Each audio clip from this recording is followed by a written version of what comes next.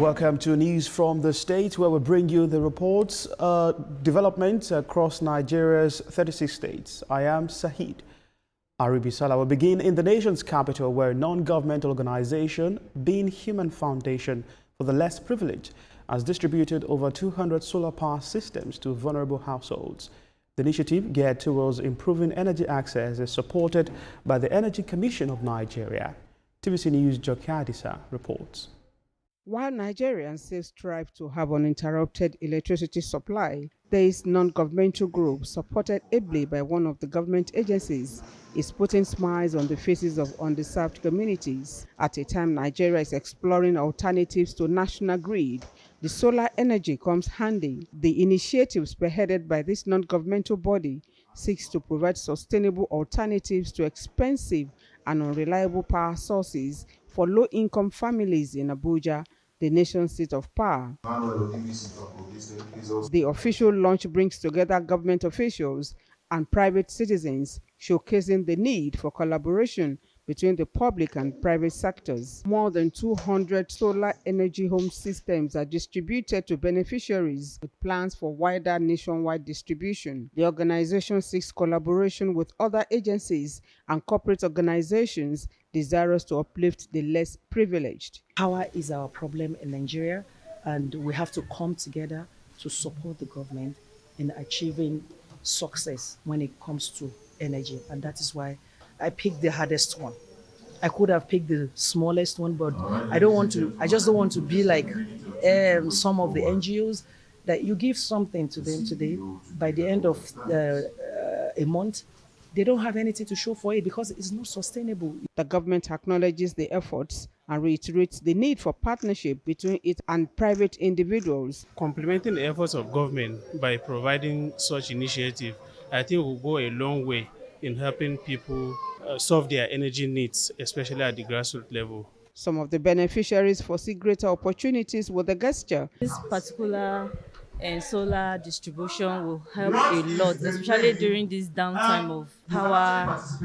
Coming at a time like this goes a long way for people that needed to have access to energy in terms of powering your phones, in terms of lighting up your environment. The initiative focuses on underprivileged communities and low-income households in the Federal Capital Territory to reduce dependence on generating sets, offer free and consistent electricity for lighting small appliances, and support Nigeria's renewable energy goals.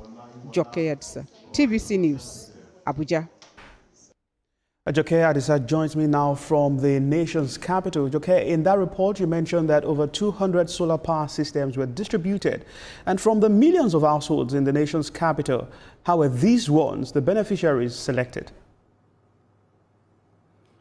Yes, let me start by saying that, of course, this initiative is targeted at the less privileged, and that basically is to ensure that they achieve inclusion, that they are also included in the process of enjoying basic necessities of life. When you talk of basic, things that human beings should enjoy. So it's a way to achieve inclusion and give them dignity and hope. So the target audience now, of course, they have to do with vulnerable persons. You talk about indigent families, you talk about widows, then women, of course, who serve as the heads of the home. If you understand what I mean, women who take the responsibilities of the home economically.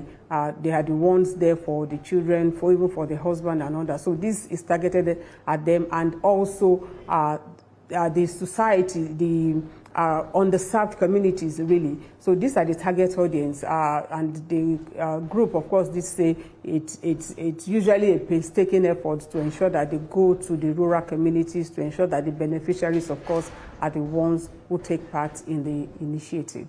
All right, interesting that you mentioned that they go to the rural communities to ensure that the people who actually need it get it. But from your interactions with the beneficiaries, how do you believe, or how do they feel in terms of having this solar system help or impact their daily lives?